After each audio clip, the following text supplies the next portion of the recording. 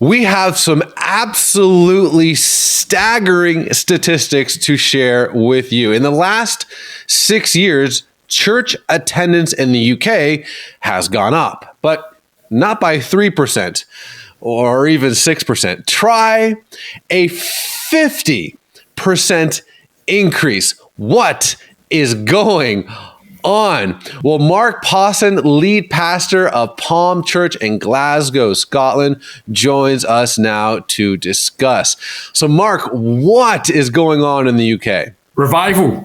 Listen, it's revival. It's finally here, and we're so excited. I mean, I think this census from the Bible Society that's been published, the Bible Society is a society hundreds of years old, and they are almost the voice of the church in the UK in terms of what the demographic is and what the kind of religious concepts are and everything else. They have produced this report recently, and it's showing that from a smaller number of people being surveyed, there actually is a massive increase in church attendance. I don't know if you want some figures, but the last census, please. Let's go. The last census in 2018, 19,000 people got involved. This census in 2024, 13,000 people got involved. And it's showing a huge increase across the whole demographic of church attendance. And I think we've been feeling it for a while, in the UK. We've been feeling this, God's just doing something, but this is finally some stats around that revival. Well, let me read you something. So this comes from the Quiet Revival, this thing by the Bible Society. I love this. It says, as well as church decline being reversed, the church is also becoming more ethnically diverse, with 1 in 5 people, 19%, coming from an ethnic minority. Close to half of young Black people aged 18 to 34, 47%, are now attending church at least monthly, according to this report. So are you seeing this as well? Are you seeing this kind of explosion amongst ethnic minorities and also young people? Yeah, absolutely. Absolutely. I mean, the UK has always had this influx of different demographics from different backgrounds and different societies. And we would like to think that we, welcome anyone from anywhere at any point. And because we have that, we're seeing this huge increase and across the range of demographic, not just from nations and race and culture, but age as well. And the church should always be a place for welcoming folk, right? Regardless of your background, socioeconomic status, whatever it is. And we're actually starting to see this increase as well. We've seen it even in Glasgow in Scotland, where, not a lot of people come because it rains all the time. We're seeing this huge increase across the nations being represented in Scotland in church. It's incredible.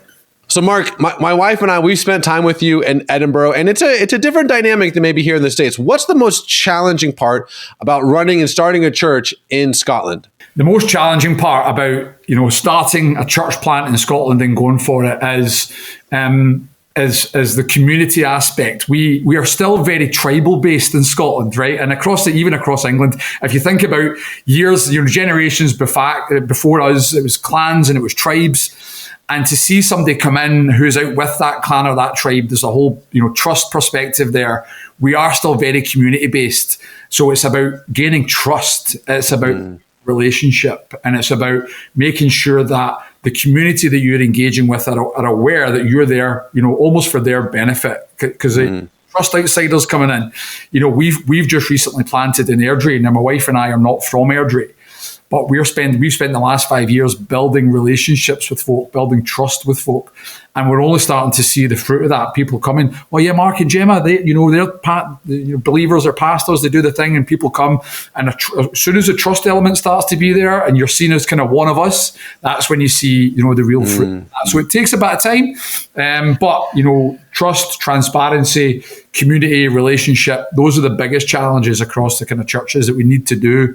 And it's not just this flat-faced, here's a service, a church service, but actually here is a group of people that are willing to embed themselves in your community, serve you, love you, and hopefully be able to lead you to Christ. Amazing. All right. So, Marc, all of these statistics, and there's a lot more in this report we could speak of, are super encouraging.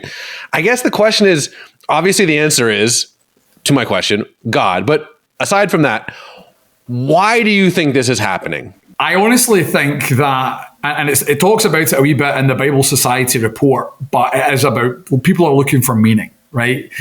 People have came through the back end of all sorts of disasters, and we know everyone's, done COVID to death, and everyone's done the whole thing.